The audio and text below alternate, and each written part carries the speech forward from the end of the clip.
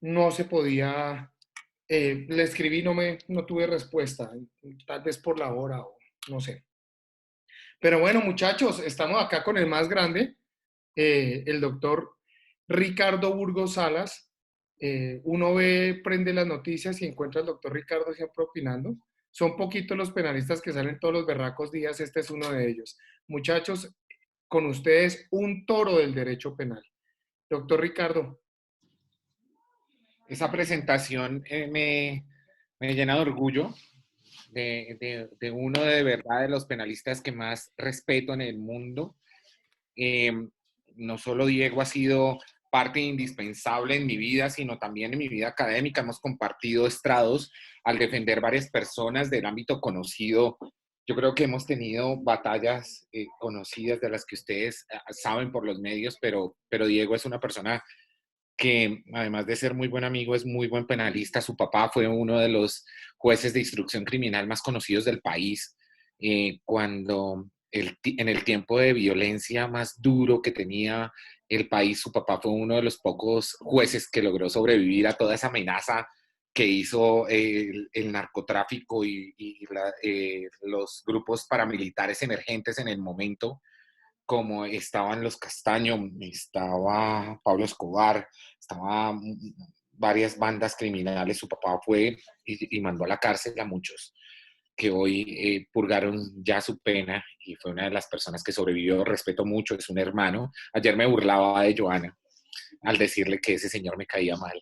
Es uno de mis mejores amigos, efectivamente, y agradezco mucho este espacio, que me parece importantísimo compartir. Eh, pero vamos a entrar en contexto. ¿Cómo les fue, primero que todo, con la sentencia de constitucional de a Andrés Felipe Arias? ¿Algún concepto que alguien tenga al respecto? Me parece que debemos actualizarlo, ¿no? Que Claro, hay doctor. un tema bien importante y es qué pasa con eso y qué percepciones como estudiantes de derecho. Doctor ¿Qué semestre es Ricardo, esto? Doctor, ¿Qué semestre es esto?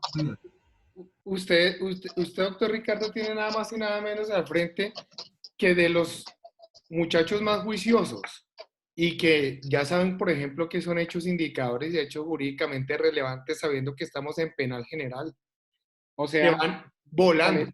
que van volando. ¿Listo? Acá ¿Esto en es estas aulas cuarto, quinto semestre? estamos en cuarto. Listo. Aquí ha pasado en esquemas del delito un amigo de nosotros, Andrés Felipe Caballero. Más suyo que mío, le cuento. Bueno, Otro amigo de nosotros que viene y nos da Junior. Junior Cruz, vino y nos Ah, presentó. espectacular, buen hombre. Sí, estuvo hablando acá sobre la participación, el concurso de personas en el proceso penal. Y pues siempre hay muchachos muy juiciosos. Ver, tú ibas a hacer un aporte referente a Andrés Quiero Felipe Arias. que me hagan aportes al respecto. Quiero ver las sí, doctor. sensaciones. Muchas gracias, doctor. Pues, doctor, con respecto al pronunciamiento de la Corte Constitucional, pues me parece terrible el choque de trenes tan terrible que está pasando porque se supone que Andrés Felipe Arias fue juzgado por el caso de agroingreso seguro en un marco en el cual él agotó todas las instancias, ¿cierto? Él agotó todos los recursos, inclusive la Corte Constitucional se pronunció y fue clara al decir que ya él había agotado todos los recursos. Sin embargo, por cuestiones mediáticas y políticas, ahorita se presenta este suceso, ¿sí? Y pues obviamente que tiene una trascendencia terrible para el derecho porque tienen que entrarse a revisar una cantidad de fallos, una cantidad de sentencias que ya están emitidas y esta situación pues va en contravía de de muchos fallos que ya se habían dado y pues de muchas personas que consideramos nosotros que son culpables, no solo por los hechos, sino por todos los indicios que se han dado. ¿Alguien más tiene Yo otro? discrepo respecto a lo que dice el señor Ever. ¿Quién es? Perdón. Antonio, Antonio, cuéntame. bueno, primero quería hacerle saber al señor Beder que pues la Corte Constitucional falla debido a que nuestra Constitución tiene esta regulación. Entonces, la Corte Constitucional debe ser garante de ofrecer a todos los ciudadanos, sin mirar opinión política, y en este caso en lo que ellos se fijaron es que pues la conducta o el historial delictivo de esta persona no lo hace diferente a los demás. Pues sí, eh, pues la Corte está en su obligación de proteger estas garantías y derechos para todos los ciudadanos. En lo que falló, personalmente creería yo que es lo que la Corte Suprema de Justicia le dice, es que sí, pueden haber ciudadanos que tengamos los mismos derechos y hagamos valer esos derechos, pero recordemos que esos derechos se están vulnerando o vulneraron en cierto caso a muchas personas, y eso fue lo que no se tuvo en cuenta. Pero la Corte Constitucional dice, o sea, nosotros somos los garantes de los derechos y somos los que van a hacer valer dichos derechos constitucionales. Ya es,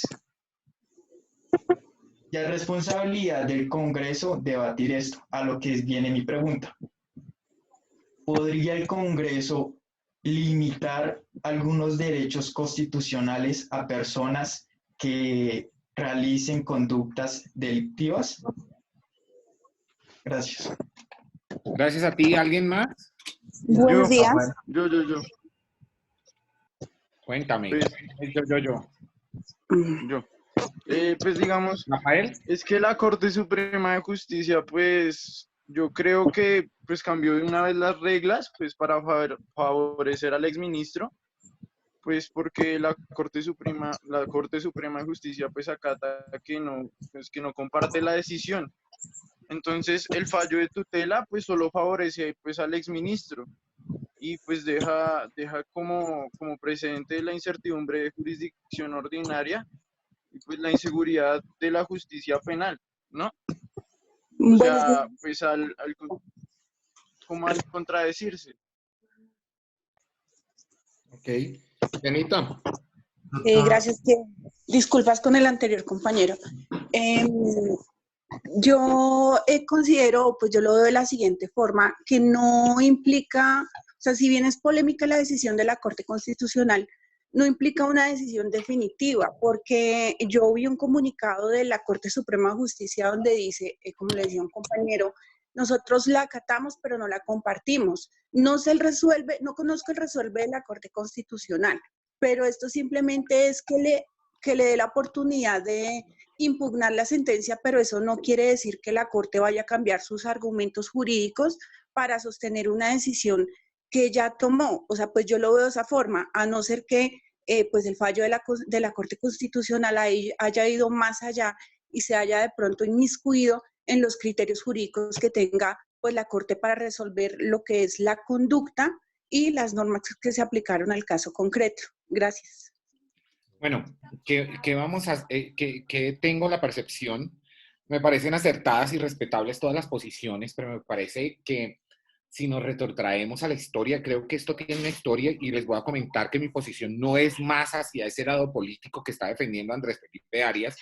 Bien Diego sabe que tenemos, pero yo soy abogado y defiendo personas sin importar la ideología política y debo ser un poco ecuánime como lo hace un juez al momento de fallar en ciertas circunstancias que debemos analizar y se me vino a la cabeza desde anoche cuando sale el fallo, el tribunal de Nuremberg, cuando llevan a todos los nazis que estaban eliminando a los judíos de manera aberrante a los tribunales y empiezan a judicializarlos. Hay una frase que se me vino a la cabeza y me parece que es importante que la aterricemos, además nosotros que somos abogados, y es efectivamente, no porque no se haya reconocido un derecho, quiere decir que no exista.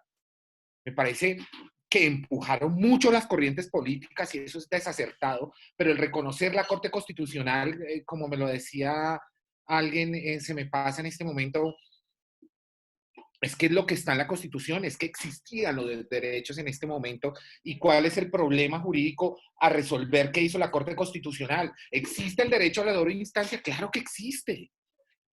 Malísimo y qué fastidio que nos revivan este tema y qué fastidio que nos traigan a este hombre y qué fastidio que vayan a revisarle el tema, pero es que son los derechos.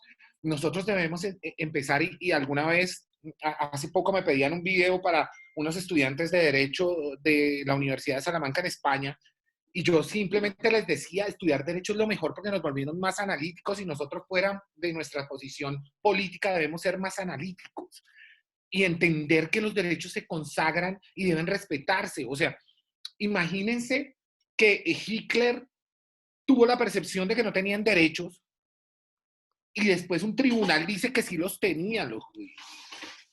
Se me vino eso y me parece que es uno de los 3.000 ejemplos que puedo sacar en este momento.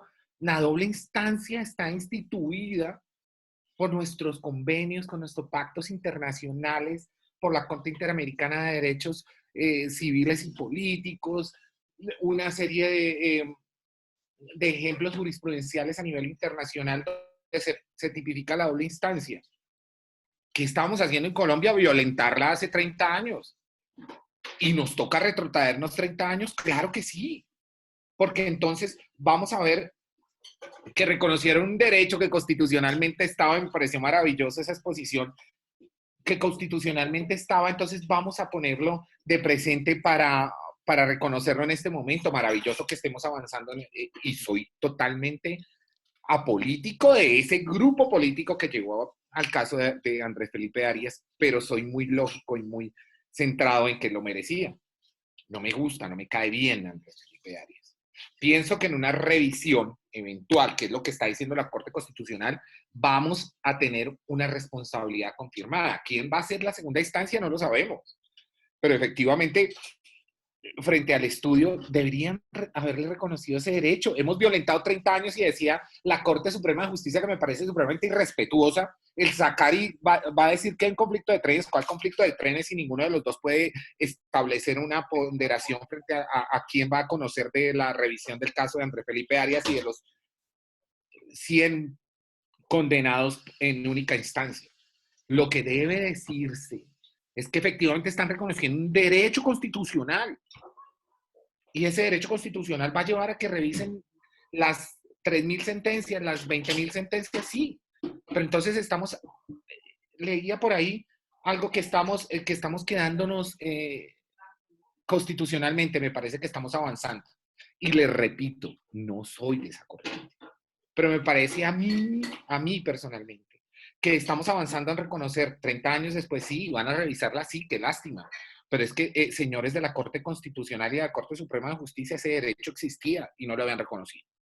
Ese es un tema que me parece maravilloso, me parece un tema que me voy a leer la sentencia y seguramente después, ahorita les dejaré mi correo electrónico, haremos un debate al respecto cuando sepamos la decisión y vamos a entrar en materia. Me gusta muchísimo que estén actualizados, esa es mi posición, me parece que es un derecho que ha de reconocerse, no porque no se había reconocido, no existía, existía hace mucho tiempo y simplemente no había logrado interpretarse de la manera que debía hacerse. En este momento lo hacen, infortunado para algunos, claro, la clase política, y seguramente van a aprovechar muchas cosas para victimizar a esta persona, pero ¿quién dijo que va a ser absuelto en segunda instancia, ¿no? O en ese proceso de revisión, porque es que hablamos de dos connotaciones que tiene. Además, hay un tema puntual de la manera delictiva que no se ha tenido en cuenta. ¿Y qué pasa con la fuga de presos? Acuérdense que este señor sale huyendo. Una vez está en firme su sentencia para evadir la responsabilidad y por allá empieza en Estados Unidos todo el tema de escaparse a la voluntad de la justicia, ¿no? A lo que había decidido. Entraremos a mirar todo eso. No hablo mucho porque de pronto nos llegan casos de ese tema con Diego, entonces vamos a entrar. Yo quiero decir una cosa, mi doctor Ricardo, y qué pena, hago un paréntesis.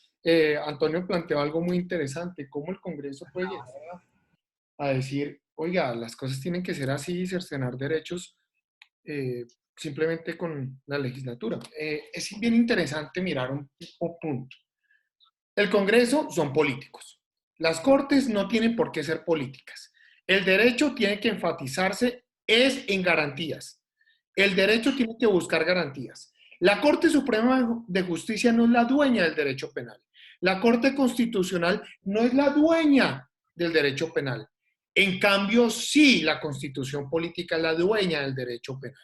Y la Constitución Política de Colombia, desde ese programa penal que tiene en la Constitución, es la que tiene que mirar cómo garantizarle a los asociados. Recuerden cuando hablábamos que yo les decía, oiga, todo viene del berraco contrato social, que es lo que no podemos comprender. Si yo nací aquí, ¿quién dijo que yo quería aceptar las reglas de este país? Simplemente usted nació y por destinación le tocó aceptar las reglas de este país. Pero simplemente porque yo estoy aquí, el Estado tiene que garantizarme a mí los derechos. Y es aquí en ese punto donde nosotros tenemos que decir, oiga, el Congreso se mueve es por ideología política. Oiga, el Congreso lo que está trabajando todo el tiempo es en ganar votos, en ganar poder, porque eso es lo que hace el Congreso en su gran mayoría los congresistas. Muy pocos trabajan con conciencia y cuando lo hacen con conciencia solo tienen un periodo de legislatura porque no vuelven a quedar electos. Y la razón es sencilla, porque el trabajo honesto no da votos. Entonces, hay que ser respetuoso de los fallos judiciales, pero uno no tiene por qué ser respetuoso de los pronunciamientos en cámaras. No comparto la posición de la Corte Suprema de Justicia en el comunicado. La Corte Suprema de Justicia considero debió ser más diligente o más respetuosa, simplemente no tenía por qué haber sacado un comunicado. No había necesidad. Resulta que la Corte Constitucional es la guardiana de la Constitución política y no hizo nada más y nada menos que tratar de buscar, de dar, de proteger y de configurar el derecho a una persona que, como todos los que estamos aquí en este territorio nacional, merecemos un derecho y un derecho que se debe garantizar a través de la Constitución. Ese era un aporte, doctor. Desafortunado. Desafortunado el tema de la Corte Suprema de Justicia sacar un comunicado a decirle si me llevan la contraria vamos a ver. No, es que la Corte Constitucional y ellos no han entendido que la Corte Suprema de Justicia se encarga de juzgar y la Corte Constitucional de legislar, de hacer jurisprudencia. Ellos no han entendido las diferencias. Espero cuando ustedes lleguen a la Corte Suprema de Justicia, Corte Constitucional, sepa la diferencia y estamos creando un semillero de esa clase de derechos. Pero ¿sabe qué es interesante, doctor? ¿Sabe qué es bien interesante? Que estaban diciendo, oiga, es que la Corte Constitucional es de izquierda. La Corte Constitucional es solo de izquierda y todo el mundo decía eso. Y usted sabe que en nuestro mundo paralelo, doctor Burgos, que es Twitter, que es allá donde nos comemos a cachetadas a diario, allá la gente sí que está diciendo, la Corte Constitucional, solo izquierda. Y hoy concede algo a derecha y vámonos contra la Corte Constitucional. Los criterios están divididos y todo ha sido parte de la globalización y parte de los medios de comunicación. Eso es una gran responsabilidad de los medios de comunicación. Pero trabajemos con argumentos, muchachos. Dejen el chat acá interno. Me tomé el atrevimiento de dar la red social Twitter del doctor Ricardo Burgos para que lo sigan y nos demos en la jeta todos los días con él. A él le encanta esas críticas que le hacemos nos vamos a ver y ya les dejo el correo electrónico también para que nos consultemos. Eso, claro. Vamos a ser amigos todos. A mí me gusta tener buenos amigos. Ustedes son los futuros jueces, magistrados, fiscales de este tema, abogados en litigio y me gusta tener muchos amigos, aunque a veces casemos muchas guerras. No dejará de ser inevitable el hacer unos y otros. Bueno, me comentan sobre el caso de Rafael, de Francisco y de Catalina. Bueno, doctor Burgos, te pongo en contexto. En el caso de Rafael, pues no hay nada que discutir, simplemente hicimos un análisis a toda, simplemente demostramos, hablamos un poco lo de cadena perpetua, acá casi todos nos agarramos a mechonazos, Bueno, ese es un tema bien interesante, pero les puse un trabajito y el trabajito era analicemos la sentencia de los hermanos Noguera. Y a esa sentencia le tendríamos que hacer un análisis. Y el análisis era, yo quiero es un punto de partida criticando la sentencia. Para mí es una sentencia que no tiene con qué criticarse. ¿Sí? Es mi punto de vista. Pero yo los quería llevar porque en muchos escenarios judiciales, doctor Ricardo, y todo el tiempo nos pasa. Uno a veces tiene, cuando se impone una medida de aseguramiento, por ejemplo, y uno dice, oiga, la exposición de la fiscalía fue tan perfecta, la judicatura fue tan perfecta, pero uno tiene que apelar, tiene que aprender a buscar argumentos de contradicción frente a cada punto de vista, porque eso es lo que hace un buen abogado, ser crítico. Y si no es crítico, pues no es buen abogado, y es sencillo. Entonces la tarea, desde luego, era difícil, porque ellos tenían que mirar cómo pelearle al juez que fue impecable en su fallo. Entonces, usted lo que tiene son un grupo de personas, doctor Ricardo, que están entrenados. ¿Listo? Y ya en Juan este Mateo, momento que son vamos a como ver 66, entrenamiento. 67 personas, me encanta eso. Sí, Es un señor. grupo amplio. Bueno, vamos a empezar. ¿Conocen los dispositivos amplificadores del tipo? Es lo primero que vamos a analizar frente al tema de la sentencia de los Uribe Noguera. ¿Qué es el dispositivo amplificador del tipo? Creo que fue un alemán que tocó el tema por primera vez frente a los dispositivos amplificadores del tipo, y si no estoy mal, fue Ernest von Belling quien primero habló. ¿Qué es el dispositivo amplificador del tipo? Para hacerlo de la manera más sencilla y explicarlo de la manera más escueta para que lo entendamos, porque yo creo y soy un convencido de que la enseñanza se hace desde lo simple. Esas personas que hablan con palabras y discursos complejos simplemente confunden, ¿no? El que entiende el tema lo explica fácil. Vamos a partir de eso y siempre van a analizar de ahora en adelante que quien les explica fácil es porque lo tiene claro. Entonces, Von Belling explica desde su punto de vista dogmático, que es la creación que nos hace el Código Penal, que habla del dispositivo amplificador del tipo, es, no, oigan, no todas las personas cumplen el lleno de los requisitos del tipo penal. El tipo penal tiene unas especificaciones totalmente diversas. Muchas de esas las personas no las entienden. Entonces, yo me remito siempre a la tractomula, que tiene un poco de piñones, y si yo saco el piñón y la tractomula sigue andando, entonces no era indispensable. Si es indispensable es autor, si saco el piñón y sigue funcionando, es cómplice. Es decir, ¿qué se necesita para que la empresa criminal concluya en el iter criminis, concluya su ejecución o su consumación? Que el autor tenga la dirección total o el dominio, la teoría del dominio del hecho, que lo vieron en el primer semestre, sobre todas las conductas. Es decir, si yo saco ese piñón y el camión sigue andando, soy cómplice. Pero si yo saco ese piñón y no sigue andando, autor. Eso es. La teoría de los piñones, le digo yo, alguna vez sacaré un libro diciendo al respecto todo lo que pienso. Entonces, nos adentramos y nos ponen ese dispositivo amplificador del tipo, y como lo dice, amplifica la responsabilidad penal a las personas que no tienen el dominio del hecho. Ese dominio del hecho tiene ciertas directrices, entonces es la persona que tiene la conducta para concluir o consumar la conducta punible. Pero si nos detenemos, siempre tendrá, o en algunas ocasiones tendrá, unos colaboradores que no cumplen con el lleno de los requisitos del tipo penal. Entonces nos acertamos a esa complicidad, y esa complicidad sí la trata el artículo 30 del Código Penal. Y el Código Penal habla de los partícipes. Me va a permitir leerles, que nunca hago esto. Y dice el artículo 30, son partícipes el determinador y el cómplice. Quien determina a otro a realizar la conducta antijurídica incurrirá en pena prevista de la infracción.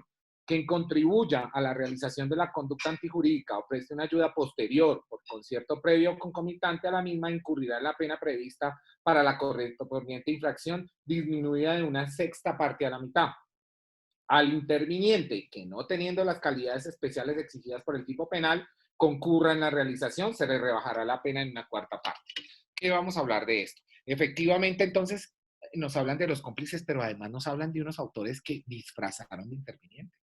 Y el interviniente es quien no teniendo la calidad especial, por ejemplo, en un delito de funcionario público, el funcionario público solo puede cometer conductas, por ejemplo, como el cohecho. Pero hay una persona que lo determina. Ese determinador ya no lo llaman coautor, sino interviniente de la conducta. Más allá de todos estos temas, encontramos los partícipes y encontramos 3 etapas que siempre tendrán que ver frente a la participación criminal de la complicidad, y es que la complicidad puede ser antecedente, concomitante o posterior. Es decir, antes, en el momento y después. Antecedente, concomitante y posterior. Entonces, en este caso, vemos que la colaboración presta una colaboración más o menos necesaria, y es lo que siempre he tenido una pelea acérrima con los jueces frente a ese establecimiento de esa conducta de la complicidad, porque cuando les queda grande establecer el dominio del hecho, meten los cómplices como coautores y estamos castigándolos muy duro, porque es que lo que pasa es que quien quería cometer la conducta punible la hace sin que nadie tenga la disponibilidad de inferir en su decisión. Entonces, vamos a tomar la decisión. Yo tomé la decisión de cometer una conducta punible. El doctor Diego simplemente me presta una colaboración porque le digo, Diego, voy a matar a X porque me cae mal. Joana. Cállate la boca, le voy a decir a Joana que acabas de decir. Me cae mal un gordo que les dictó clase. Entonces, lo voy a matar y le digo, Diego, lo acabo de matar, toma, guárdame la pistola. Y él presta una colaboración posterior al hecho, pero ¿había podido incidir en ella? No, de ninguna manera. El dominio del hecho, que es lo que siempre tienen que ver entre autor y cómplice, lo tenía yo.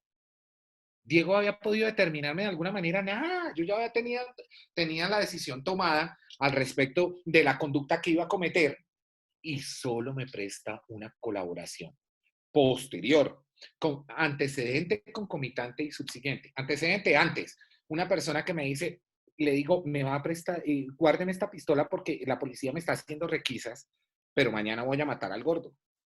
Entonces, la persona me guarda el arma y está prestando una colaboración antecedente, antes de. Me la presta y entonces, pero yo ya tengo la idea criminal, ¿no? Estoy sobre ese intercriminis que he elaborado en mi mente, y esta persona puede determinar que mate o no. Si no me da el arma, voy y saco un cuchillo y igual lo apuñalo. ¿Cierto? Es un tema que no presta esa relevancia a la conducta típica que debe ser encuadrada. Entonces, igual, si me da el arma, voy y lo mato. Él me prestó una colaboración más o menos necesaria, pero no necesaria para la ejecución de la conducta punible.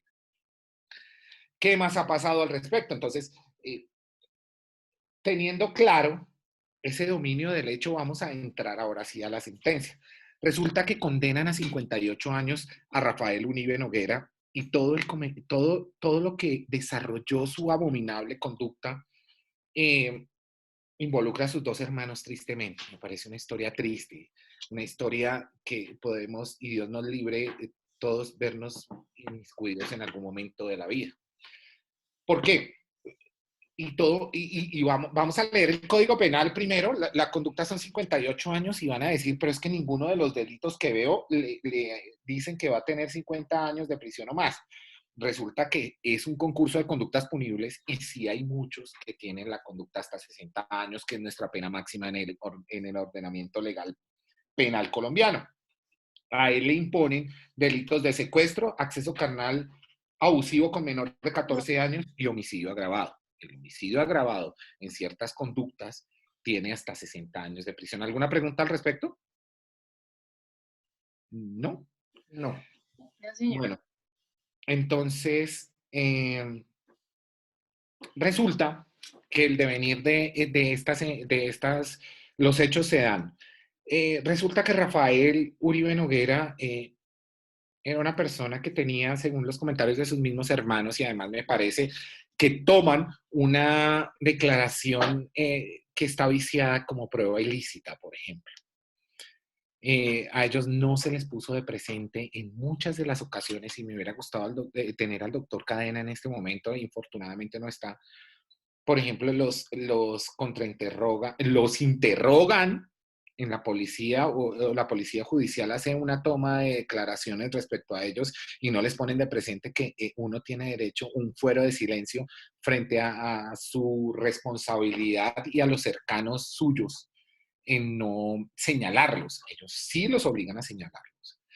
Y empiezan a comentar una serie de circunstancias frente a la comisión de la posible conducta que había ejecutado su hermano. Se entera Francisco de que posiblemente su hermano se encuentra incurso en un delito, va y lo busca y le dice, y lo llaman, Catalina y Francisco son sus hermanos, entonces la policía los llaman y le dice, oiga, parece que Rafael está incurso en una conducta, en un delito, por favor, contáctelo. Ellos lo contactan y se acercan hasta su apartamento, que coincidencialmente hoy, de manera infidente, les digo, yo tengo un cliente muy conocido a nivel nacional que vive en ese apartamento. Entonces, llegan hasta el apartamento, los dos muy angustiados, los dos sabiendo que su hermano tiene problemas de alcoholismo y de drogadicción. Lo llama a su hermana Catalina y su hermana Catalina le dice qué le pasa y el tipo simplemente le dice estoy alcoholizado y drogado hasta los ojos y le cuelga. Creo que cometí algo, más o menos así están las conversaciones y llegan sus hermanos. Cuando llegan sus hermanos al apartamento hay terrazas compartidas, esto es que de apartamento a apartamento hay una barda que es muy fácil de franquear y pasársela para estar en el otro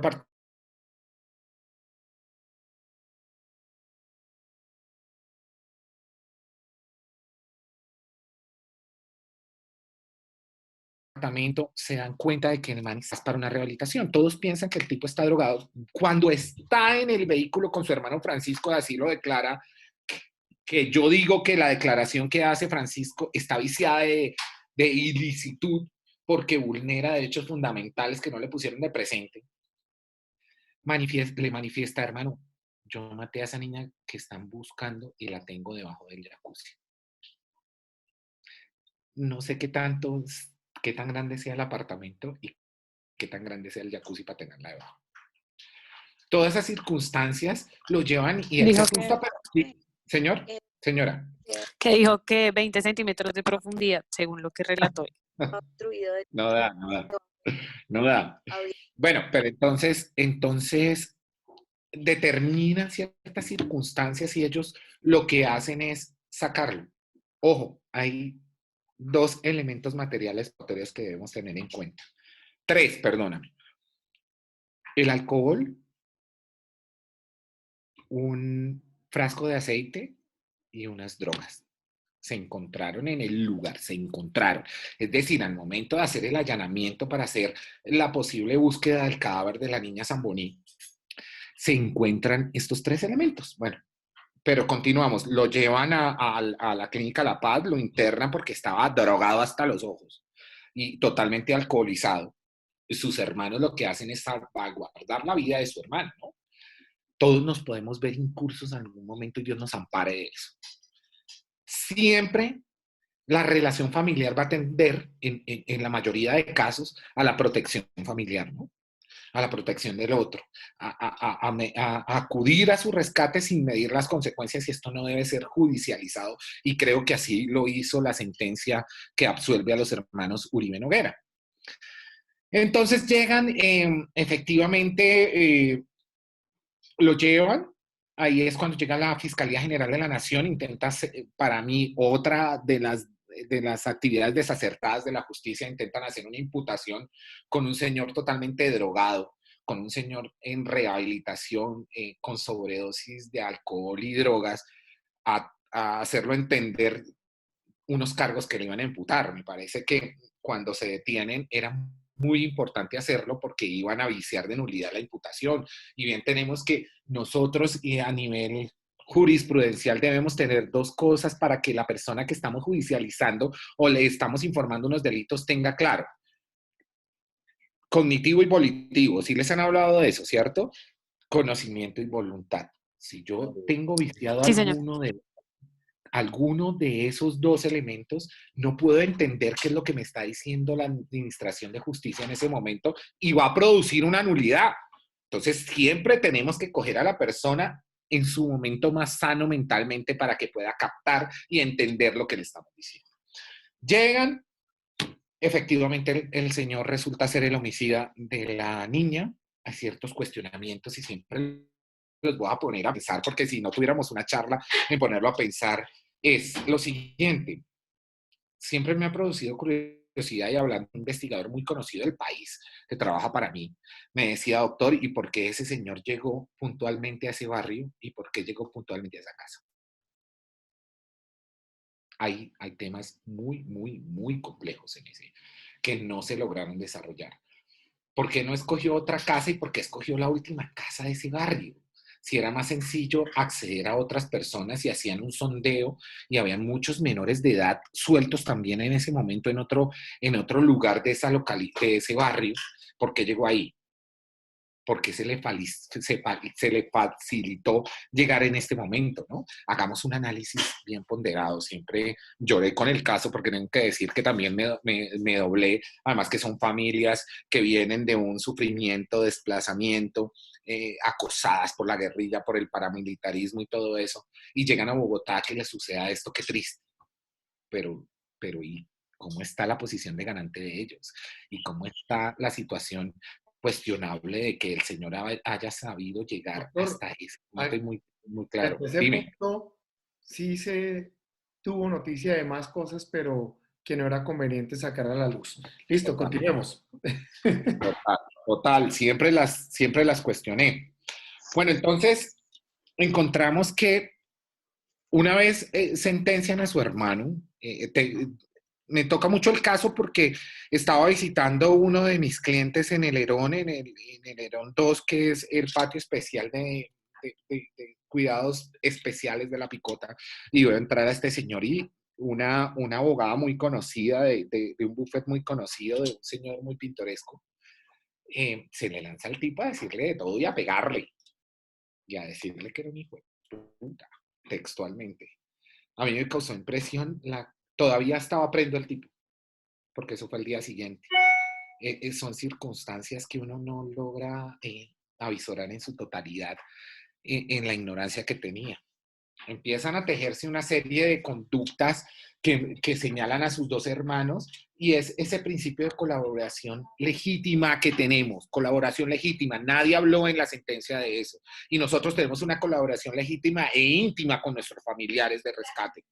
Una cosa es esa colaboración legítima e íntima que tenemos, y otra cosa es la complicidad que le acabo de decir.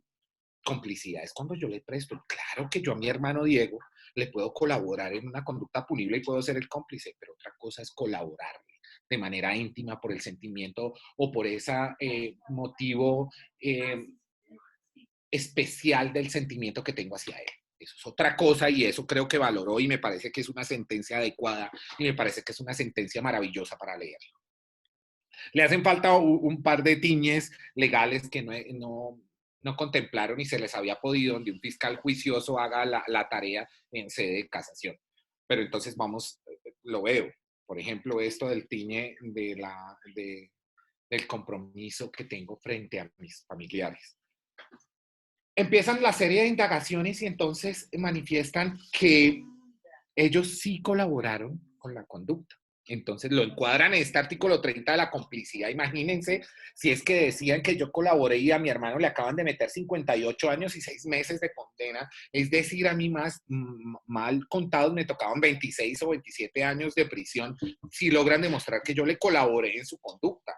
Empezamos y empezamos como defensores que vamos a hacer también, a romper todo ese tema de la colaboración en la complicidad.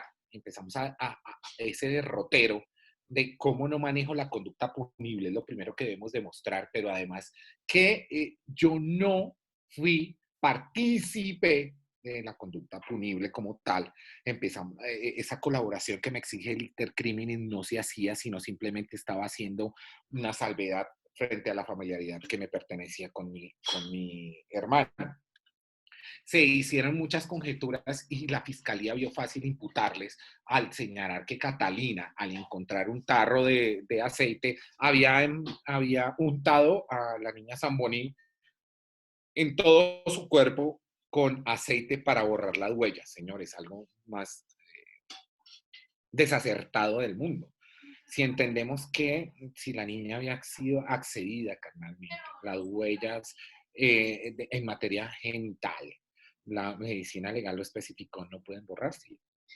Y otra de las circunstancias, las huellas dactilares en el cuerpo no permanecen ni son ni se pueden establecer. Es decir, el doctor Diego me toca a mí el hombro y no me va a quedar la mano y voy a decir, uy, me tocó el hombro, al dorso desnudo, tómenle las huellas. Es imposible genéticamente, físicamente, que estas huellas queden para poder sacar alguna prueba en medicina legal, y medicina legal dictaminó eso. Entonces, empiezan a señalar a Francisco que la persona lo sustrajo y que modificó la escena del crimen. Y entonces empieza una teoría muy interesante del doctor Alejandro. ¿Alejandro es que se llama, Diego? Wilson. Del doctor Wilson Cadena, y es efectivamente, ¿cómo voy a modificar algo que ya aceptó? Yo modifico para generar impunidad frente al tercero. Él ya había tenido una aceptación de cargos que hace casi de inmediato en el proceso, y ellos no pudieron alterar la escena del crimen porque el crimen mismo decía lo que había pasado. A ellos empiezan a señalarlos, a Catalina, que fue muy duro. Su mamá y su papá tuvieron, además de este tema desafortunado, tuvieron un infarto los dos. Conozco muy cercano el caso. Cuando empiezan a señalar a Catalina, que era la que había untado el cuerpo de la menor de aceite para borrar las huellas y que habían intentado sacarla, jamás intentaron sacarla del lugar donde tuvieron. A ellos se les señaló las conductas en calidad de complicidad de delitos de secuestro, en calidad de cómplice, acceso carnal con menor de 14 años y homicidio. Entonces empezamos, y lo que debemos hacer siempre que en un penal debemos analizar. Hay un profesor que es magistrado, que es un gran amigo, que fue magistrado, José Luis Barceló, y me decía, tú coges los delitos y empiezas acorde a lo que dijo la Fiscalía General de la Nación. ¿Cómo así que le meten complicidad en el secuestro a los hermanos? Si ellos no determinaron la circunstancia, me dicen que estoy sin internet, ¿me están escuchando bien? Se Sí, está doctor. cortando Sí, un señor. poco, pero bueno, se está Sí, cortando un doctor. poco más. Bueno,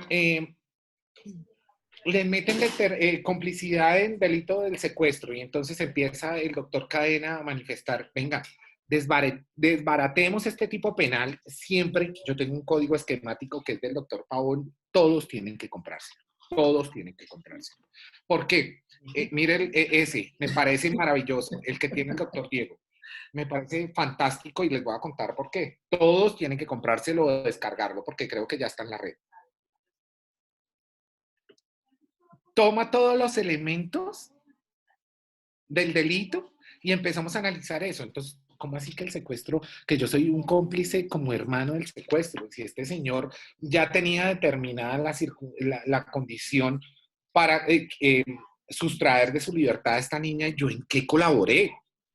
Este señor lo tenía claro, y cuando yo llego de manera posterior, llego a sacar a este man todo drogado del hospital.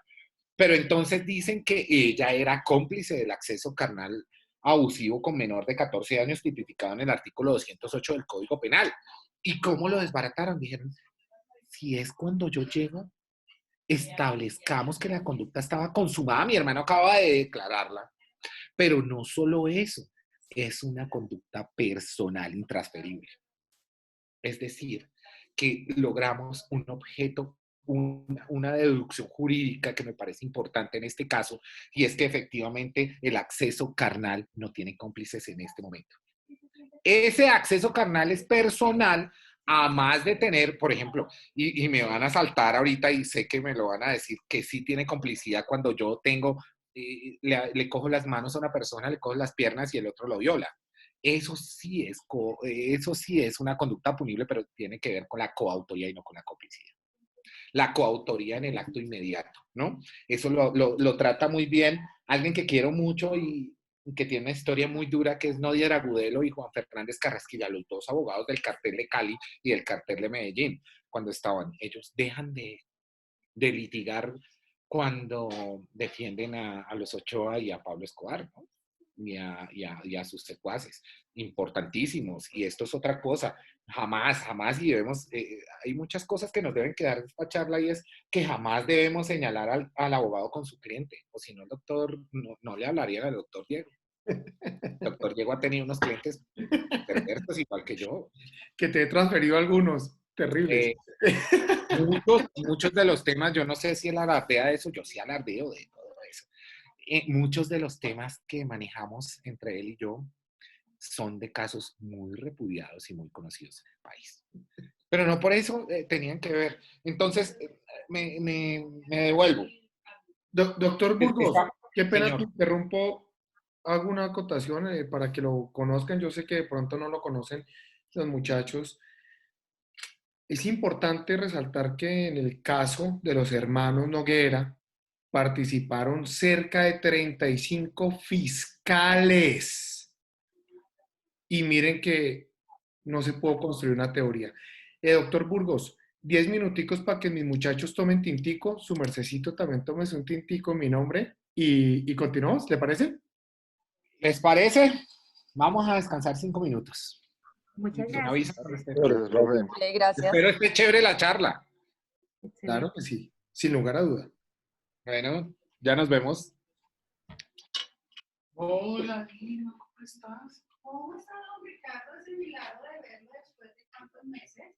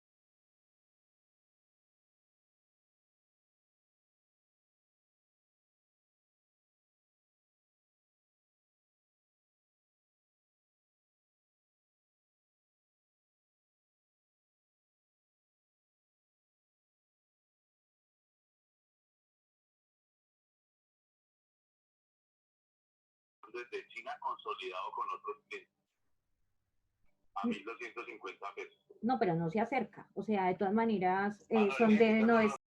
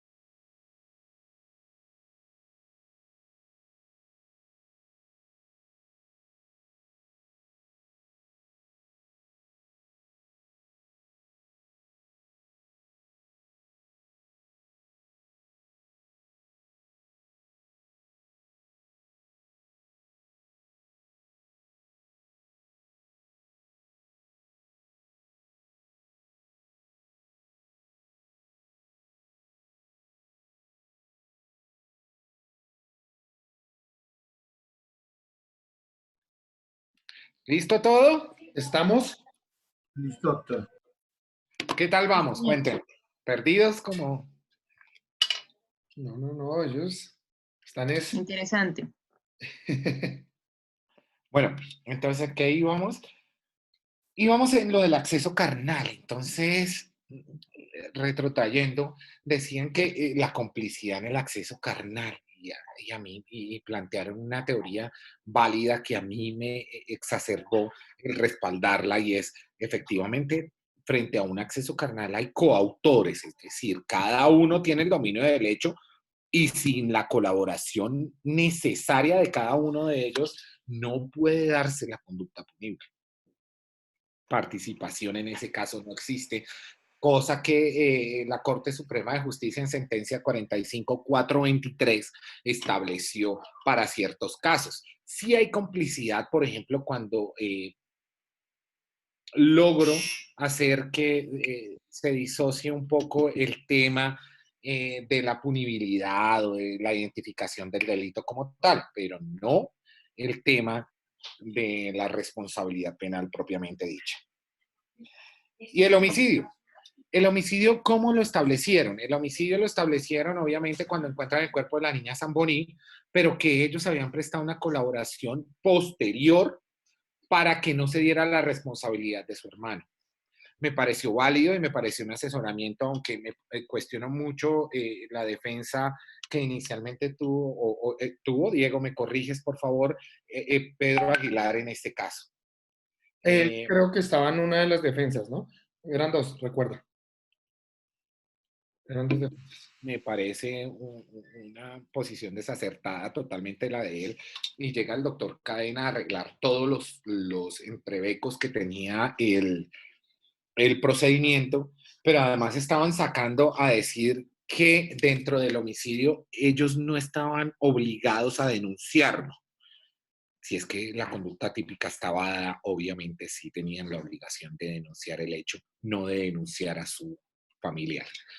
Tenemos claro eso. Sí denunciar el hecho. Yo no puedo decir, es que él cogió un cuchillo o es que él se marihuanó y la asfixió de manera mecánica cuando estaba en el momento extasiado por las drogas y todo eso. Eso no tiene derecho a decirlo. Sí tienen derecho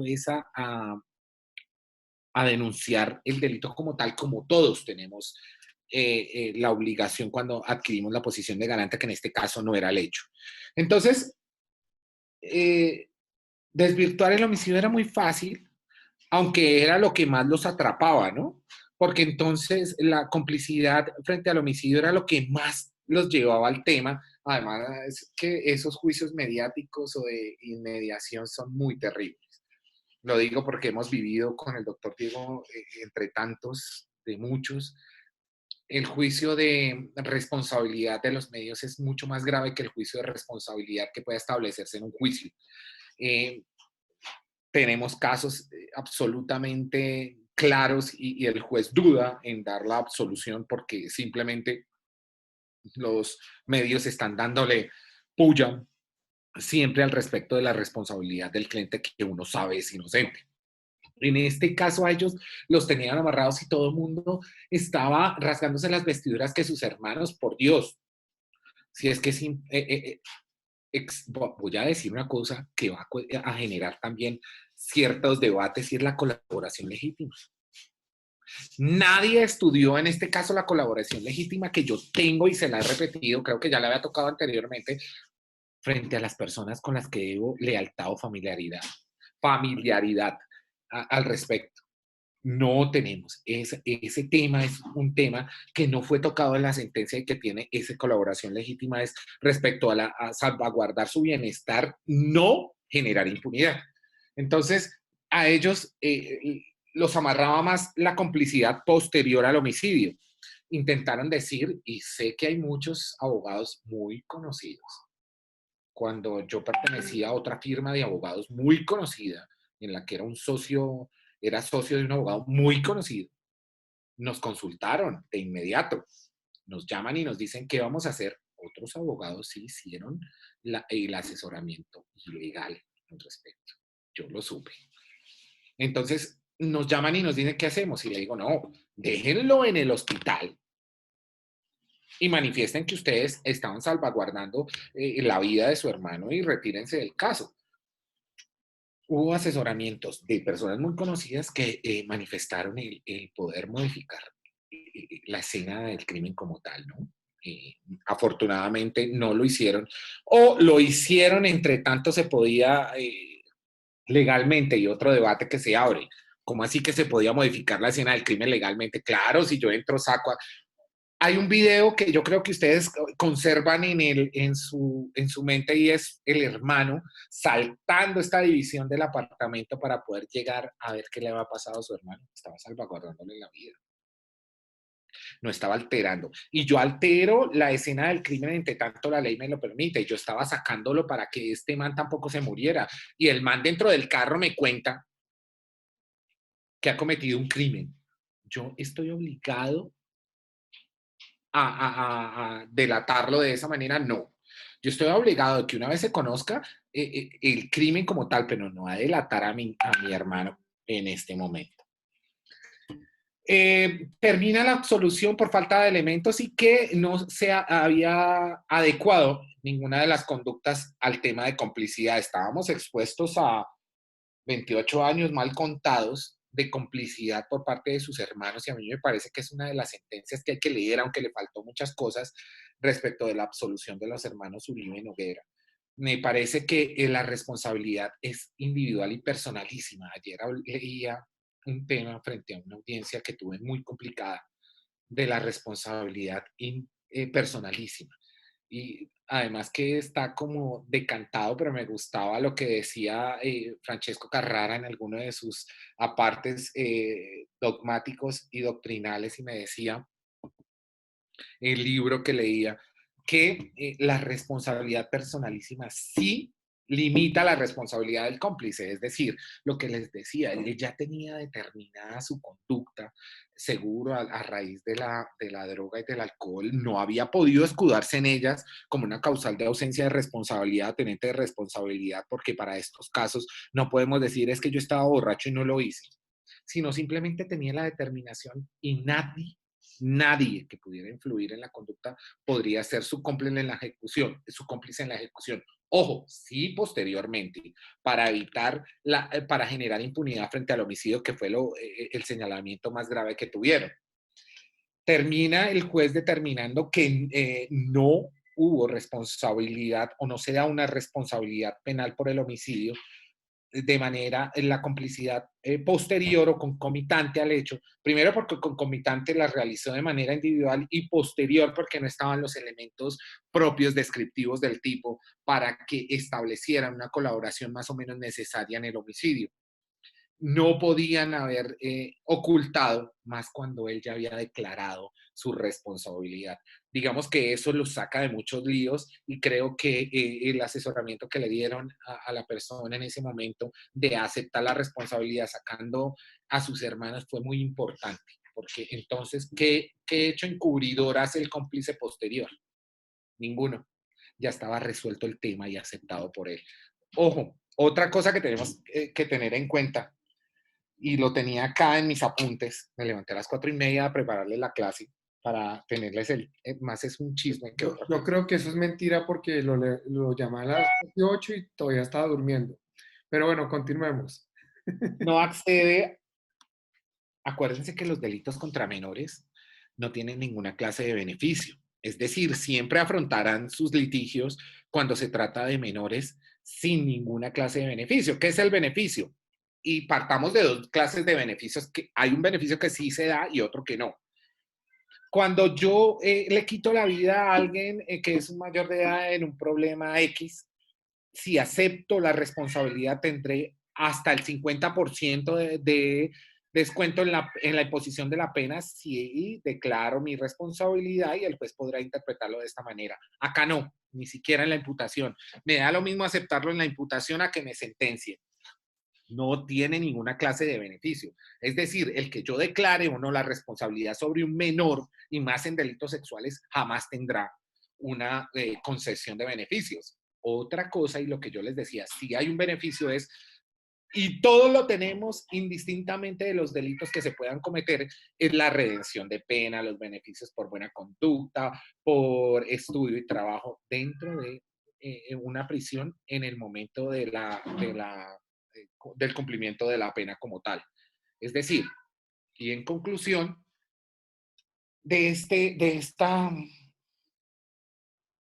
clase es, no se vio el delito de secuestro, porque efectivamente no estaban presentes en la comisión. Lo mismo del acceso carnal, y identificamos que para muchos casos simplemente no se da una complicidad, sino una coautoría, en la mayoría de casos, y para el homicidio logró identificarse que no encubrieron la impunidad del delito como tal en la complicidad posterior. Que tenemos unos beneficios, claro, todos los tenemos una vez empezamos la ejecución de la pena, pero dentro de lo que se trata de ver con delitos sexuales o delitos contra menores, no hay concesión en la aceptación de cargos o el reconocimiento de la conducta punible, porque da lo mismo aceptar la imputación o irse a juicio y responder por el delito una vez se halla la culpabilidad por parte de un operador judicial. Eso debe ser claro, pero todos, absolutamente todos los que están cumpliendo una pena tienen derecho al beneficio de redención, al beneficio de redención por trabajo o estudio que hacen referencia. Voy a hacer una salvedad que acaba de salir esta semana una noticia que manifestaba que le habían redimido. Le redimieron 15 días de 58 años y 6 meses, señores. Eso no tiene relevancia. Ese señor por año puede redimir los 15 días y va a tener 50 años, si mal no cuento, 50 años de prisión efectiva.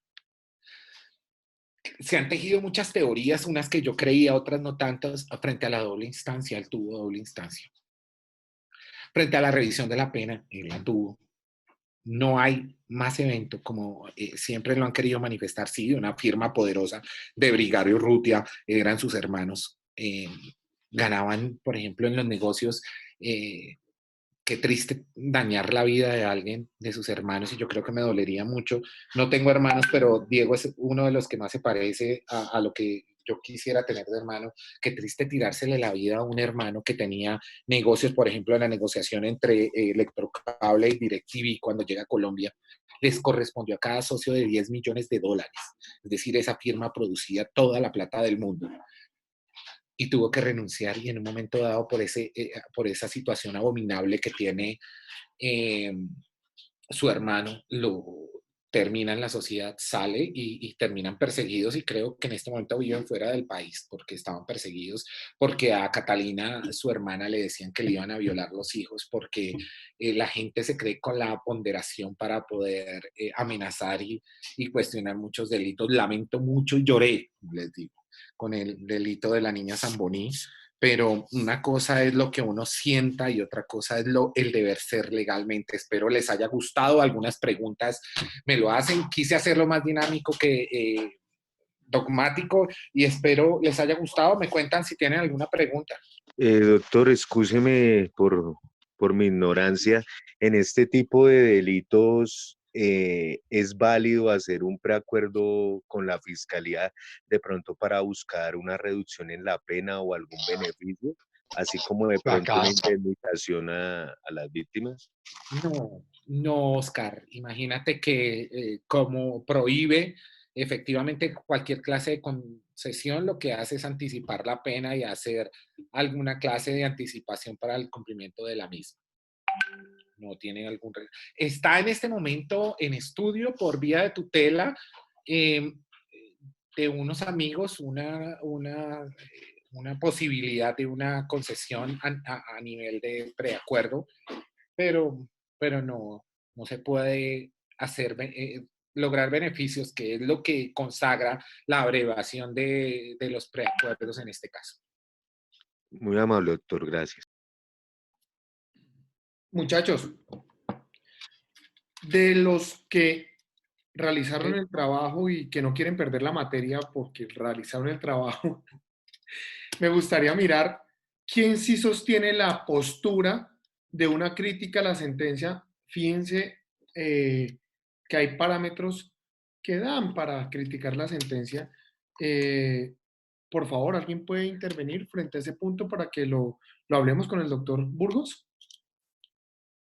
Sí, doctor Rafael Navas. Rafita, ¿qué hubo, viejo? ¿Sobre qué? Perdóname que estaba acá. Doctor Burgos, como yo les solicité a mis queridísimos amigos y a mis queridísimos torturados, porque los torturo todos los días de 8 a 10 de la mañana, les solicité que hiciera una crítica a la sentencia. Entonces los expositores de esas críticas van a intervenir en este momento para que tengamos pues Ah, una, qué chévere. ¿sí? Chévere, porque pues yo les dije, insisto, abogado que no es crítico no es abogado. Rafita, ¿qué hubo? Doctor Ricardo y doctor Diego Felipe, buenos días, compañeros. Hola, Sí, Rafa. yo Cuéntame. había escrito en el trabajo que yo no estaba de acuerdo con la sentencia primero porque el juez aplicó mucha influencia de los medios de comunicación para tratar de condenar a los hermanos Noguera. Estoy hablando en cuanto a la intervención externa de nuestros periodistas, que a veces son jueces, parte, fiscales y a veces hasta ejecutores, sin decir que la persona tenga el derecho al debido proceso. Las pruebas también no fueron suficientemente claras ni profesionalmente recogidas. Estamos captadas, digamos, el grupo de criminalística, la actuación de los grupos que llegaron, la cantidad de gente y la cantidad de información que se transmitió a través de las redes, influyó mucho en varios de los aportes que se hicieron sin tener las pruebas legales, porque es que estamos hablando, y por eso quiero agradecerle a ustedes dos esa intervención tan buena del doctor Ricardo, con respecto a que mi concepto como hombre mayor es que se debe respetar la libertad de las personas por encima de todo.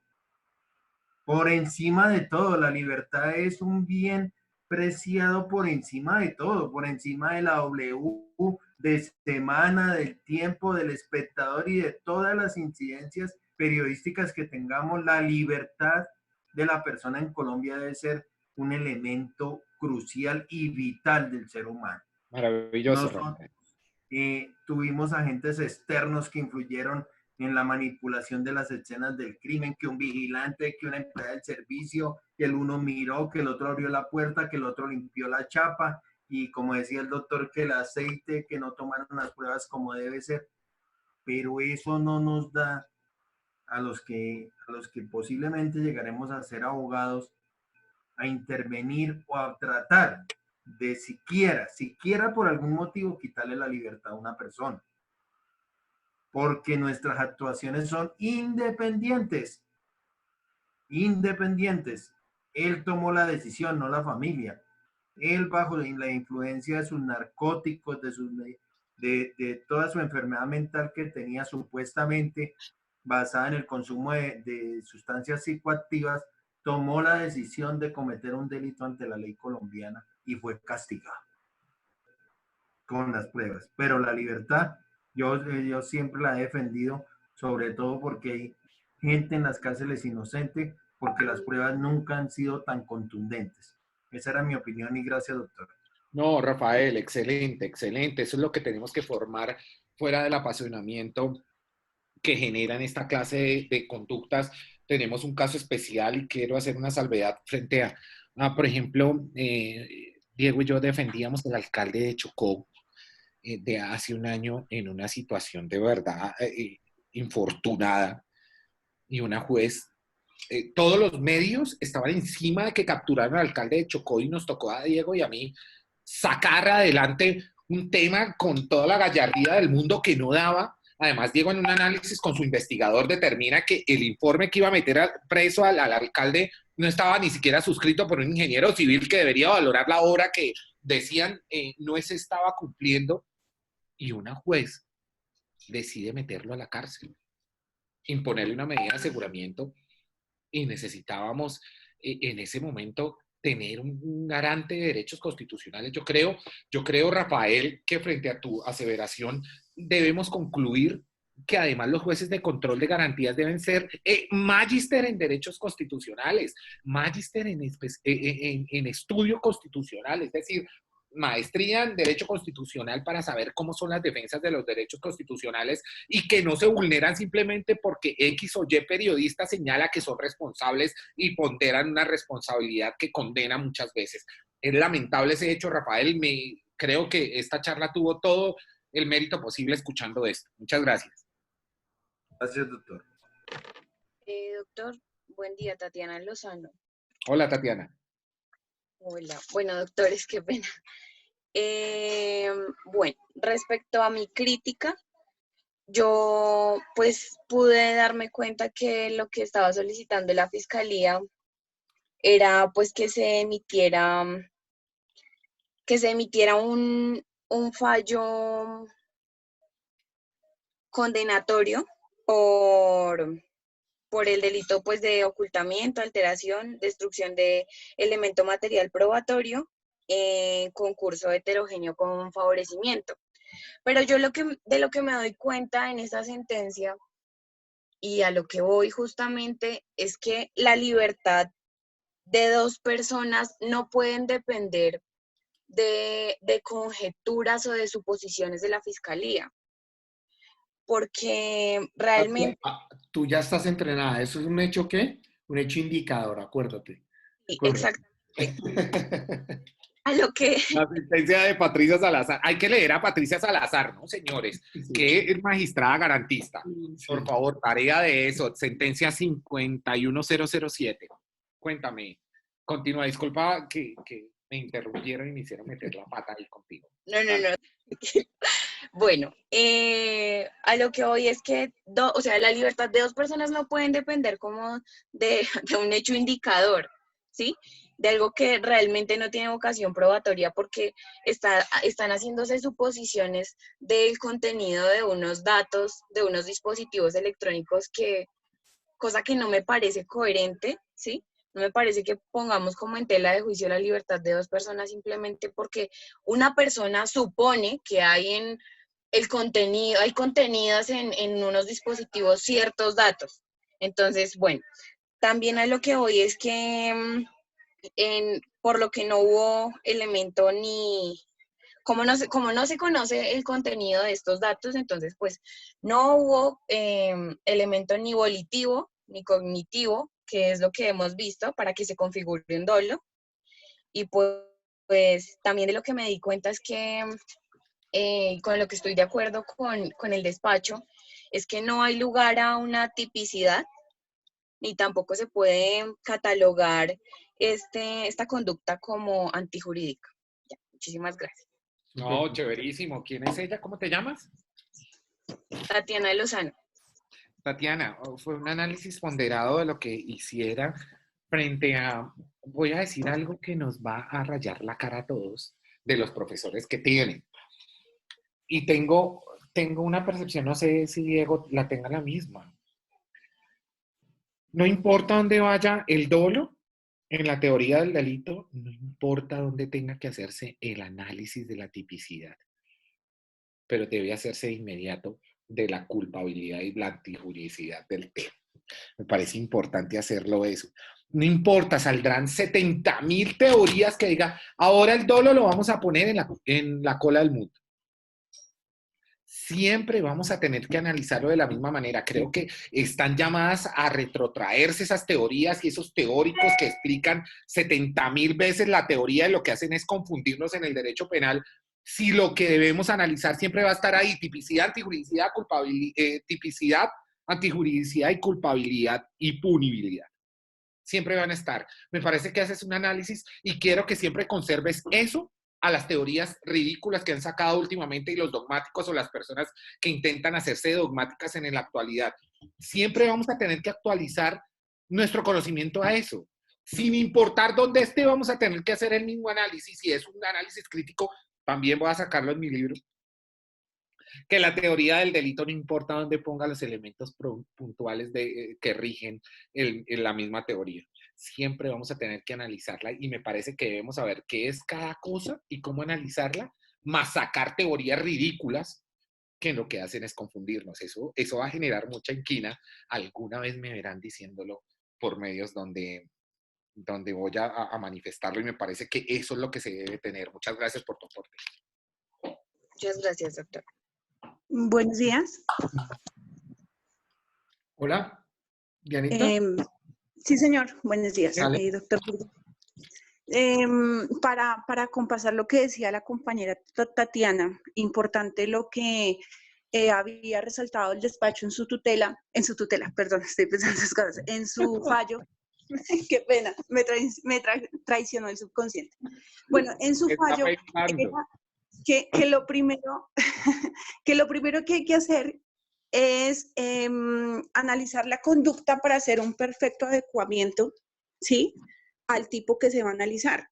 Tanto así que lo que hace el despacho es enseñarle prácticamente a la fiscalía cómo es que se desgaja el tipo penal, cuál es el verbo rector, que no solo significa cumplir con la acción del verbo rector, sino unos elementos especiales también sobre los que tiene que recaer la conducta, que no solamente se trata de hacer como una imputación al azar, sino un verdadero análisis, bueno, se me fue ahorita la expresión, un análisis teleológico, podría decirlo así, entre lo que es ese nexo de la conducta con lo que de verdad se está haciendo. De ahí que él dijo que no se presentaban ni los elementos objetivos ni los elementos subjetivos del tipo, que no era típica la conducta, por lo que yo le decía, doctor, que no solamente es cumplir con el verbo rector, sino con demás especificaciones del tipo, y que de llegar la suerte de calificar la conducta como típica, tampoco superaría la fase de la antijuridicidad, porque no se está vulnerando el bien jurídico que precisamente esa norma está protegiendo. Y otra cosa importante que también resaltaba el juez es que antes pues después de presentar como sustentar esa teoría del caso, lo que se debía hacer era llevar al juez a ese estadio de la duda no razonable, que no haya duda razonable de que ese sujeto en verdad cometió el delito, porque el resto daría lugar a conjeturas. Y precisamente lo que la Fiscalía probó muchas cosas, pero ¿qué probó? Probó hechos que son... ¿Nos cortamos? Diana. Antes para Ya que me nosotros quedaste en que la fiscalía aprobó. para el caso que se tenía que resolver. Mira, Diana, no te alcancé a escuchar lo último, pero se cortó. Pero hay un tema que tocas importantísimo y me acordó de una de las calificaciones penales que saca la Corte Suprema de Justicia en este momento, es la de Claudia López. Intentaron, por la persecución política, tipificar una conducta que efectivamente no estaba. Hicieron muchos análisis y es que efectivamente uno debe analizar, y vuelvo y repito, desde la tipicidad de la conducta, todo frente a los hechos que reflejan el haber calificado o no una conducta. Efectivamente, ese análisis de los elementos objetivos y subjetivos de la calificación jurídica debe tener una ponderación extremadamente rigurosa para que sea punible o para que sea investigable siquiera. Acá, por ejemplo, en lo que tú me manifestabas, lo de Claudia López, cuando sale a hacer mercado con su esposa, sí, criticable desde algún punto de vista, pero punible jamás. Siempre salí en los noticieros a manifestar, eso no era ninguna clase de delito y no daba para que hicieran una investigación como muchos jurídicos decían. Daba para que archivaran eso porque era una queja ridícula que estaban poniendo unos ciudadanos que no tenían ni siquiera ese régimen de tipicidad que necesitamos para evaluar una investigación. Muchas gracias. Sí, buenas. Miguel, hola. ¿Qué más? ¿Cómo están? Bueno, nuestro grupo, el grupo que desarrollamos la sentencia y pues como la idea, el profesor nos había dicho que planteáramos un punto de vista diferente al que dijo la sentencia. Y pues cabe aclarar que es muy difícil ponerse en contra de todo lo que dijo el juez porque está muy bien sustentado. Y porque de cierta parte nos pareció que la fiscalía fue muy incompetente al realizar ciertas cosas en ese caso. Pero siendo muy objetivos, intentando en serio desarrollar el ejercicio, llegamos a a la conclusión de que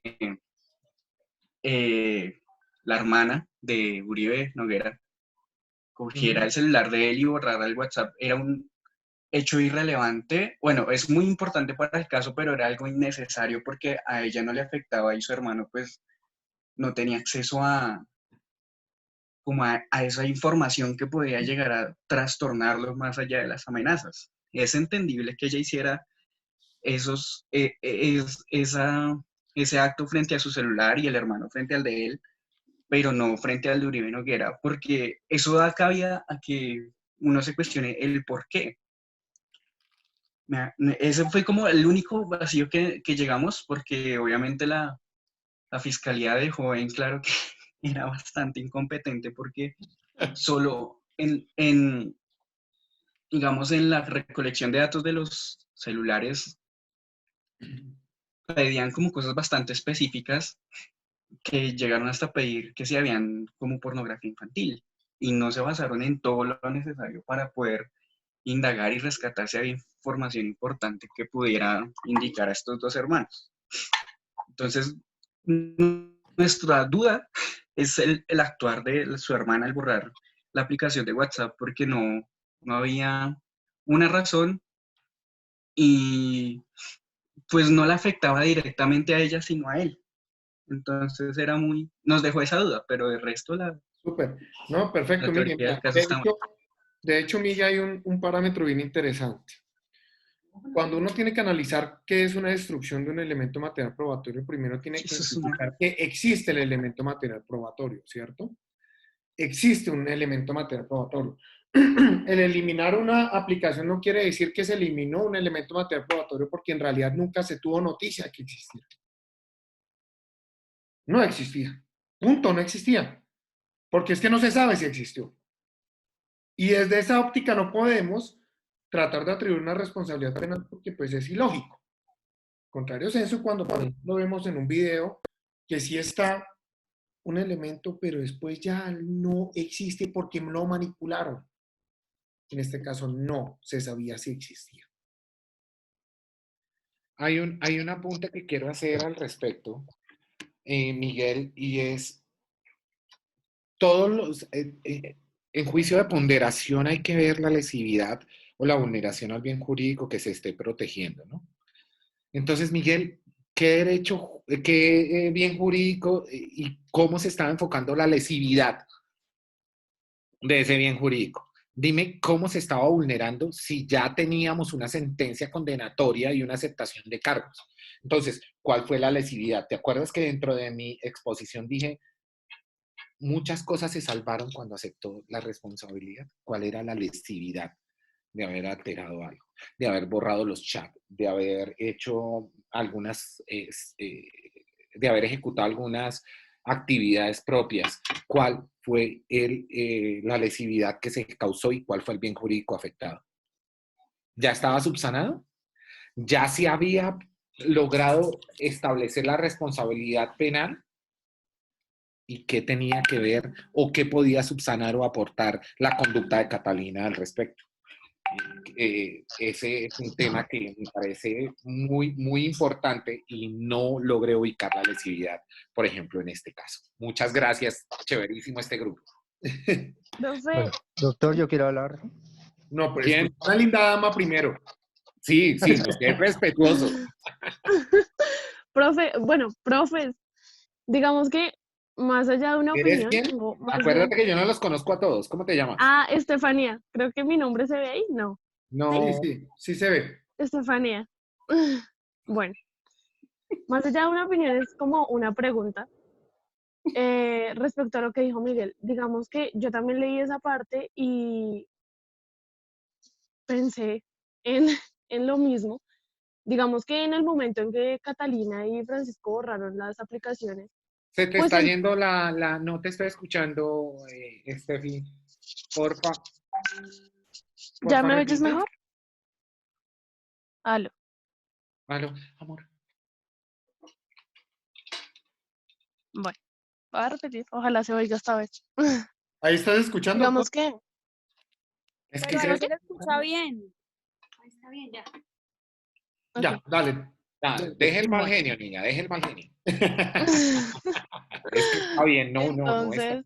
Entonces, sí, digamos que No, Catalina y Francisco sí se interpretas entiende que mal. las borraran, pues, porque se sentían intimidados y pues en un, no sé, el pánico hizo que lo hicieran, pero en cuanto al celular de Rafael, no me pareció tampoco relevante. Ahora, digamos que en el momento en que ellos entregan voluntariamente sus celulares para que se revisen, ¿ellos renunciaron voluntariamente a su derecho a la intimidad o simplemente lo revisaron porque podían pedírselo? Porque yo leí que solo se podía hacer pues, con la orden de un juez de garantías y no sé muy bien si sí se hizo. Y lo otro es si ellos solo estaban autorizados para buscar pornografía infantil, ¿por qué estaban buscando chats, o sea, como los mensajes de WhatsApp y todo esto? No sé si se estaban extralimitando, me pareció a mí. No estoy segura de eso, quería preguntarles. Hola, Estefanía, tocas un tema que me parece importantísimo. De la entrega del celular, tenemos que determina en algún momento el encubrimiento, esa complicidad. ¿Te acuerdas que hablábamos de la complicidad posterior? Sí, señor. Entonces, entregan y todo eso, descartamos esa complicidad posterior en el encubrimiento del delito. Pero además tocas un tema que me parece apasionante, que hay que leer un libro que recomiendo enormemente que se llama La prueba ilícita de Teresa Carmenta Deu. Por favor, léanlo. Creo que ya están en internet. Son 200 paginitas que se lo leen en un fin de semana, en donde establece efectivamente esa clase de actuaciones donde yo entrego sin ninguna asesoramiento, sin ninguna disposición o sin ninguna precaución judicial, elementos que van a ser tenidos como prueba y que pueden rayar la ilicitud de la conducta. Entonces se llama la prueba ilícita y entonces manifiestan, nosotros somos uno de los más garantistas del mundo frente a la prueba ilícita, frente a esa entrega de elementos materiales probatorios y la consecución. Hay un tema que quiero que tengan claro y es la fuente y el medio de prueba. ¿Cuál es la fuente? La fuente es dónde, cómo y cómo hicimos para conseguirlas. Y el medio es cómo lo integramos al proceso. ¿Listo? Fuente, ¿cómo lo conseguimos? Medio, ¿cómo lo integramos? Fuente y medio. Entonces, cuando ya les hablen de fuente, ya sabemos cómo es. Fuente es la consecución. Y medio es cómo lo integramos. Entonces, la prueba ilícita hablamos y estamos en el top 3 en el mundo de cómo tipificamos esa prueba ilícita. Si a ti te dice, venga su celular, como te hacen los policías muchas veces, deme su celular y lo reviso. A ti alguien te asesoró, a ti alguien te indicó que eso es un modo de autoincriminación, jamás te lo indicará, ¿cierto? Entonces, eso genera una vulneración al debido proceso, al derecho de defensa, y por lo tanto deviene una prueba ilícita que nosotros sí protegemos constitucionalmente por medio de los principios rectores del Código Penal y de procedimiento penal. Entonces, me parecía importante, no sé, Estefanía, ignoro totalmente cómo lo valoraron o cómo lo valoró el juez, pero creo que no fueron tenidos en cuenta. ¿Me confirmas, por favor, eso? No, hasta donde tengo entendido, únicamente ellos entregaron sus celulares y los revisaron, incluso como desde la página 36 para abajo, hay como el peritazgo de estos celulares, pero más abajo se especifica que únicamente tenían autorización para buscar pornografía infantil, pero ellos se extralimitaron y estaban buscando los mensajes de WhatsApp, estaban viendo las cosas eliminadas de los celulares, entonces en esa parte a mí no me quedó muy claro si lo que se estaba haciendo era legal, no me pareció muy legal que digamos, pero por eso quería aclarar esa duda. Estefanía, y veo que eres bien curiosa de los aspectos de la prueba. Creo que hay un tema que debemos dejar claro también en esta clase y es que efectivamente todo se basa en la prueba. Quien maneja la prueba maneja el proceso. Entonces, que lo diga y voy a ser, no soy adulador de nadie porque me interesa más tener enemigos que amigos. Pero, por ejemplo, el modo en que su profesor maneja la prueba me parece excelente. Diego Gutiérrez maneja la prueba y me hace caer en cuentas a mí en los errores. Eso es apoyo de tu investigador o lógica tuya. Y es efectivamente cuándo se contamina la prueba y cuándo es prueba ilícita y hasta cuándo pueden llegar. Prueba ilícita desde el comienzo, Estefanía. Léete el libro, por favor, léete, y ahorita les dejo mi correo electrónico y mi WhatsApp para que cualquier pregunta, me interesa mucho, crecemos mucho en el tema de esa clase, me interesa mucho porque la prueba ilícita contamina todo el proceso, ¿me entiendes? Desde el Doctor. comienzo hemos generado una serie de debates. Doc, yo quiero preguntarte algo antes de que te vayas a ir, porfa. No me voy a ir todavía, niño, me está entrando. Ay, sí, porfa. Continúan ahorita con ¿Tu la nombre hora es? colectivo, Rich. Entonces, Sí. ese es el problema, que tienen otra clase ahorita a las 10. Sí. Pero ya. Bueno, el último, la niña que dijo que no, y el muchacho que le dio la palabra a Beder. Bueno, la niña que acaba, Yasmín. Sí, señor. No, pues, Doc, es que me parece muy interesante. El Doc Felipe sabe que cuando empiezan a hablar así de cosas interesantes, pues me gusta buscar por ahí. Entonces, tú estás hablando del tema del material probatorio. Yo quería preguntarte, ya que estás tan enfocado en eso, ¿tú qué opinas de la teoría del fruto del árbol envenenado? Ya que pues estamos hablando, si de pronto se puede traer a colación con el tema de las pruebas de los celulares y todo eso, mi Doc. Qué pena. Yasmín, tenemos díganle a ese profesor que me invite a otro tema y vamos a hablar de la prueba ilícita y todo eso, porque imagínate, tenemos mucho que decir al respecto, o sea, muchísimo, y no te puedo comenzar a decir nada. O sea, es complejo, es muy complejo. Es muy complejo, démosle paso, Dieguito me abre otro campo. Y seguramente, si quieren, madrugamos un poquito más y nos tomamos un tinto y hablamos una hora de la prueba ilícita y de todo eso. ¿Les parece? Te lo prometo, Yasmín. Ahí les acabo de enviar. Entonces aprovechamos y de una vez comprometemos, siempre y cuando la agenda del doctor Burgos esté disponible. Deje de ser tan abusivo. Sí, porque me parece muy interesante esa teoría, precisamente porque las mismas pruebas que ellos entregaron de manera voluntaria no fueron usadas, no pudieron ser usadas en su contra. Entonces, era por eso, mío, pero ojalá nos vamos a disponer de Felipe, porque quedamos ahí con dudas. Muchas gracias. El lunes es festivo, no sean abusivos. El martes. Hay alguien, Nicole, profe, hablar el lunes de prueba ilícita, no sea abusiva. El martes. Entonces el martes sí nos conectamos un poquito antes. Dale. Me invita el doctor Diego, que es mi hermano del alma. Listo. El señor. Ver, dale, con toda. Dale, un minuto. Doctor, es que yo quería hacer un pequeño aporte. Lo que quería yo comentar es que la Fiscalía desde el primer momento que formuló los cargos, se le fueron las luces porque los trató de vincular como coautores. Y obviamente que el coautor es el que tiene el dominio del hecho. Ellos en ningún momento tuvieron dominio del hecho. Si la Fiscalía hubiera querido tener de pronto algún tipo de éxito en esta situación, los hubiera vinculados como partícipes, cómplices y en encubrimiento, más nunca concomitante, ni siquiera concomitante porque no fueron partícipes de los hechos. De pronto en el encubrimiento por el hecho de que ocultaron información en los celulares o que dilataron un poco el proceso, pero desde el momento en que los vincularon como autores se le fueron todo tipo de luces. Es más, cuando trataron de meter las pruebas como ilícitas, estas pruebas ilícitas fueron porque no cumplieron con las formalidades legales para ser tenidas en cuenta dentro del proceso, como fue el aporte de los celulares. Ilegal. Bueno, muchachos. Hay una cosa, doctor Diego, Deber, con respecto, me parece que es un tipo que aporta muchísimo. Deber, el juez puede calificar un delito inferior, ¿no? O sea, si hubiese estado bien probatoriamente, el juez no hubiese podido calificar como coautores y como cómplices si probatoriamente hubiese estado adecuado el tema, ¿no? No es que digan, no lo demostró y inocente, no. El juez está capacitado para calificar la conducta y degradarla si él a bien conviene eso. Bueno.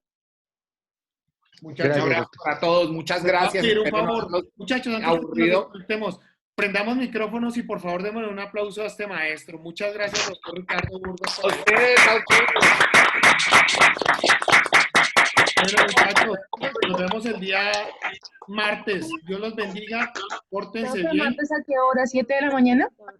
Eso lo coordinamos por el WhatsApp. Pórtense bien por el Sí, WhatsApp. media perezoso. Ya lo Chao. comprometieron. Chao, que estén bien. Gracias.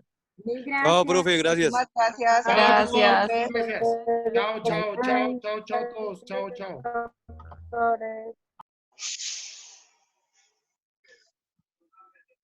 Me dan